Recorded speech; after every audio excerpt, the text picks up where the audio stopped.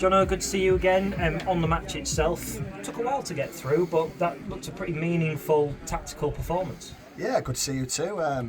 It's always difficult the first game of pre-season. We've only had 2 sessions. We trained last Tuesday and Thursday.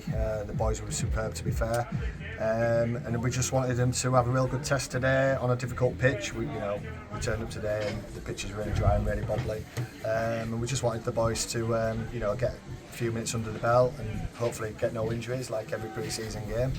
And the first half I thought the pitch was difficult. It was dry, bubbly.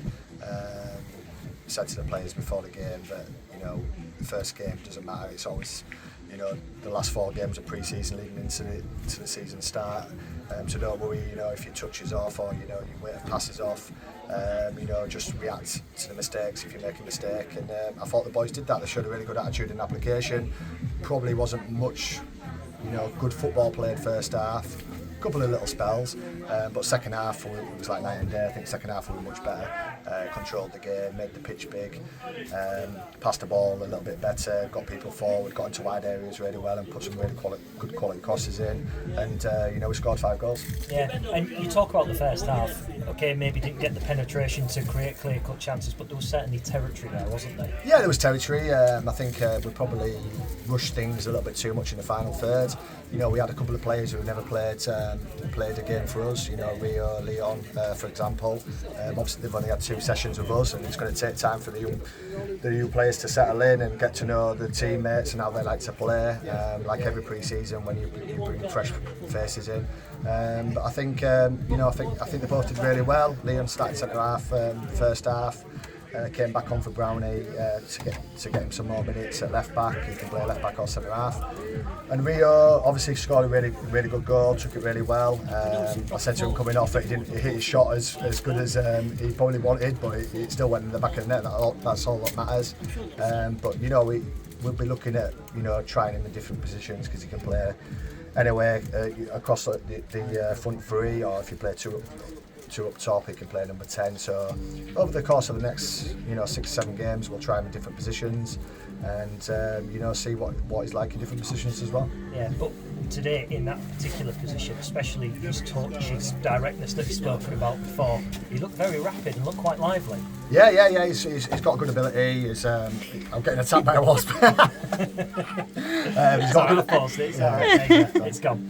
He's got a good ability. He can go both ways. He's got a good left foot and a good right foot. Obviously, he knows where the back of the net is. He scored loads of goals last year.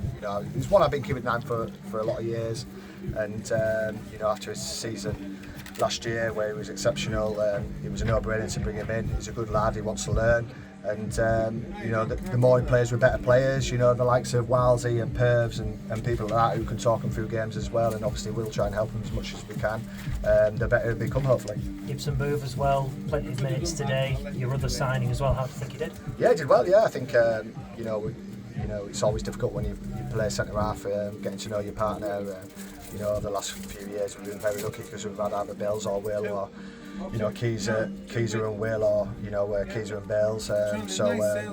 It'll take time, just like Rio, really, to settle in. But the good thing with Leon is really young. He's hungry, just like Rio, and he can play a few positions. He can play centre half, left back, and he can also play left wing or right wing as well. So a young player. Obviously, they've got to do all the hard work. They've got to listen to us. They've got to step up to the plate. It's a higher league, so the onus is on them really to show what they can do and keep improving and wanting to get in the team, because it's not an easy team to get in our starting 11. Yeah, and you've kept that squad together as well. Only 1 or 2 leaving the club. You've got a good base to build on this year if you can make it work, because you've had a couple of trialists on the show today as well. Yeah, we've had a couple of trialists as well, and hopefully we'll get a few more in it over the next few weeks. And it's just about trying to build a good squad where we think we can challenge for promotion, which is always the aim.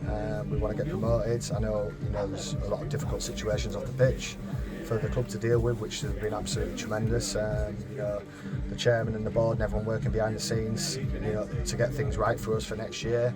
All the stuff off the field with the crowdfunding to help us out for the year. It's been absolutely sensational. It's quite humbling to see. all the hard work everyone's putting in and how much the fans want us to succeed this year. So it's like every single year, we want to work hard, we want to show the fans that they've got a team they can be proud of, who work first and foremostly, are honest lads and work their socks off with the team and, fight and battle.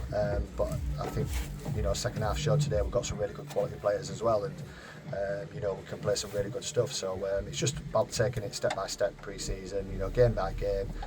But the most important thing is, it's probably a boring answer, is just make sure everyone's fit for the start of the season. Well, I imagine as a coach you much prefer pre-season now to as a player, because how many times we have them doing the bleep test over July? Yeah, well, we've had some hard sessions so far, and we'll mix it up. I think that I like to play a lot of games in pre-season as well. So the boys have worked tremendously hard. One thing I would say is they've come back incredibly fit. We did a really hard session on Tuesday, and I was very surprised how fit the boys were. So, credit to the players for looking after themselves out of season. And it's about being fitter and stronger over the next 7 weeks, playing as many games as we can, and getting a match fitness. And like I said, just make sure everyone's fit for the start of the season, and hopefully then that can give me a headache for the starting 11. Just one on the ground situation. Are you relieved that basically everything is boxed off? You know where you're going to be playing, and that just helps you as a coach focus on the on-field matters? Yeah, I think I mentioned it to you last year. I can't really affect anything that happens. My job is to obviously win games of football and try and be successful. All these guys, behind the scenes, make it much more easier for me. And now we've got it boxed off, like you said. Fair play to Selby Town and their chairman for letting us play there. It's a really kind gesture, and now we need as many supporters to come down to Selby Town's ground to support us in home games, because we need to fill the stadium up and support the boys, because they deserve it. They're a really good bunch. We deserve big crowds. If we can get similar numbers to what we're getting at, our home games over the last 3 or 4 years, that'd be absolutely brilliant. And the support that's been shown throughout, back home, from the fans and volunteers, has just been absolutely incredible. Yeah. How easy was it to switch off for you and allow those behind the scenes to deal with that issue? Yeah, like I say, it's probably easy for me. It's probably been a bigger headache for Ree and Fred and all the directors, and Ree and Jack, and people behind the scenes and everyone who cares about the club, really. For me, it's been quite easy. I've just been concentrating on the footballing side. Football never stops going, but it's part of the fun and I enjoy it. It's probably been made a little bit simpler this year because we can't bring as many players in as we thought we could have done. But that doesn't mean that we're not aiming high. It doesn't mean that we don't want to get promoted. We'll work hard as a group to support the boys we've got, and in the future, if we can bring a few more in, then that's great. If we can't, we've got to deal with what we've got, and we'll give it our best shot. Yeah, just finally, you said to me at some point during last season, probably only getting it 2 or 3. You've got 2 in already. Yeah. How many more do you think you need? Well, at the moment, probably maybe 1 more. But like I say, it's a long pre-season. Things happen. We might get a massive cash injection off some multi-millionaire from somewhere who wants to help us out. I don't know. Funny things have happened in life, so we'll see. But we're very comfortable with it. We've known the situation for a long time. We'll work hard with the players we've got.